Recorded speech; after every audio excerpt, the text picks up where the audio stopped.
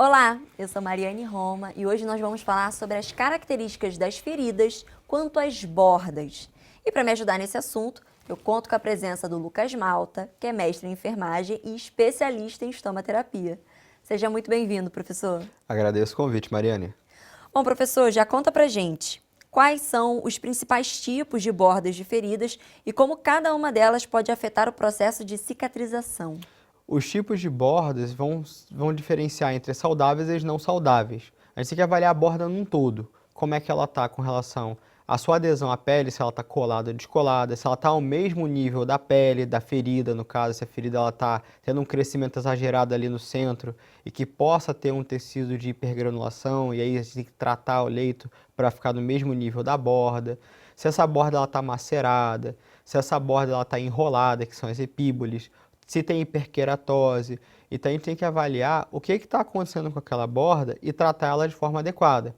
Porque a ferida, ela cicatriza, na verdade, de fora para dentro, Sim. em sua maioria dos casos. Então a ferida ela vai contraindo, ela está aqui, ela vai fechando, fechando, fechando, fechando, até que uma hora ela se fecha por completo. Só que se em algum momento essas bordas não estão saudáveis, isso vai ou atrasar o processo de cicatrização ou vai travar esse avanço. Essa contração da ferida, que a gente chama de fechamento, não vai acontecer. Então a gente precisa avaliar o que está acontecendo ali com aquelas bordas. E professor, o que caracteriza as bordas epiteliais e por que elas são consideradas um sinal positivo no processo de cicatrização? Bom, o tecido de epitelização é o tecido que a gente quer atingir. A gente quer que chegue lá, a ferida tem que Objetivo. cicatrizar. Então, o nome epitelização, ele vem do epitélio, da nossa pele, como ela é. Aqui nossa pele tem epitélio, é epitélio.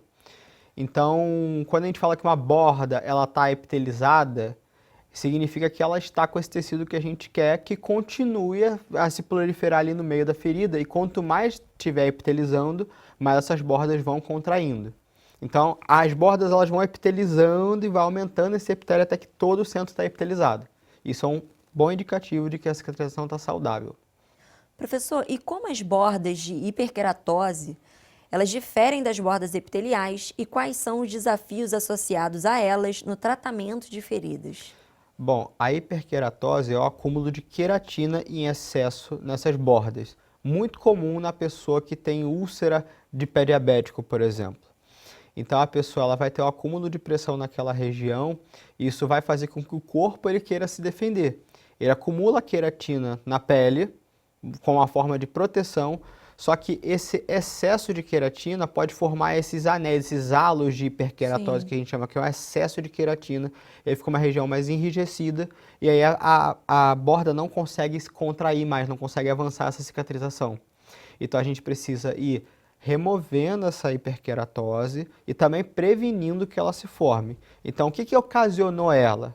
O que ocasionou foi excesso de pressão, então a gente tem que remover a pressão daquele local. Tem um processo inflamatório acontecendo ali na ferida, que não só aparece hiperqueratose nesses casos da úlcera pré-diabética, tem outros tipos de ferida que tem hiperqueratose. A gente vai removendo também e tratando a causa que leva à aparição dessa hiperqueratose. E quais são os sinais de bordas maceradas e como a umidade excessiva ela pode impactar negativamente a cicatrização de feridas?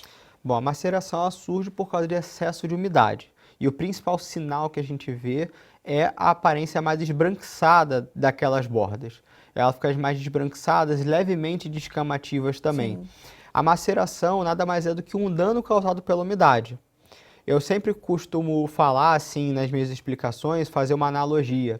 Quando a gente vai lá na praia ou na piscina, a gente fica ali um tempão, a gente não sai com o dedo todo enrugadinho. Sim. Se a gente ficasse muito mais tempo ali, isso ia virar um dano na nossa pele. Então a pessoa que ela tem uma ferida que por algum motivo está muito úmido, seja por excesso de exudato, seja porque não está manejando a umidade local, está molhando demais aquele local, aquela umidade vai ficar ali um tempão. Então aquele processo de enrugamento dos dedos, se ficasse muito tempo ia causar o dano. É o que acontece aqui. Ele fica ali esbranquiçado, enrugado, fica descamativo, levemente descamativo, e isso é um sinal de que a gente tem que tirar a umidade dali, está com excesso. Vai ter que manejar para que tire esse dano dali. Se a gente só fazer o curativo sem pensar em proteger as bordas dessa umidade, ela não vai cicatrizar, porque ela vai parar também o processo de avanço das margens. Professor, agora para concluir, o que é a borda epíbole ou enrolada e por que ela representa um desafio particular no tratamento de feridas crônicas? Essa é uma borda muito difícil de manejar, porque o nome, como você disse, é uma borda enrolada. O que acontece? As bordas, como sempre, têm que contrair. Sim. Só que chega algum ponto que as bordas elas estão fazendo esse sentido aqui. E aí a borda ela começa a se enrolar para dentro. A gente chama esse processo de invaginação. E ela começa a ficar enrolada e ela não avança mais. Por quê? Porque o corpo entende que ela já está toda cicatrizada. Ela acaba cicatrizando de uma forma indevida. O corpo, nesse processo de reparação, acaba fazendo uma epitelização de forma exagerada, antes da hora, e é por isso que a gente precisa de ter um profissional que avalie e saiba direito o que fazer quando as bordas estão começando a fazer esse processo, para que a gente evite com que ela cicatrize totalmente, porque senão ela para de cicatrizar mesmo. O corpo entende que cicatrizou mesmo, e na verdade ainda tem uma ferida ali no meio, mas as Sim. bordas cicatrizaram. Então a gente precisa fazer o processo de agudização. O que é esse processo de agudização? É ferir a borda para que ela volte a cicatrizar, para ela entender que ali não está cicatrizado ainda. Então a gente, de novo, pega ali um instrumento que a gente vai fazer microlesões no local e vai fazer esse estímulo novamente. Bom, professor, chegamos ao final e eu queria agradecer você pela presença e também por todo o conhecimento. Eu que Obrigada. agradeço. É isso, chegamos ao final e eu realmente espero que a gente tenha conseguido agregar bastante conhecimento a todos vocês. Até a próxima!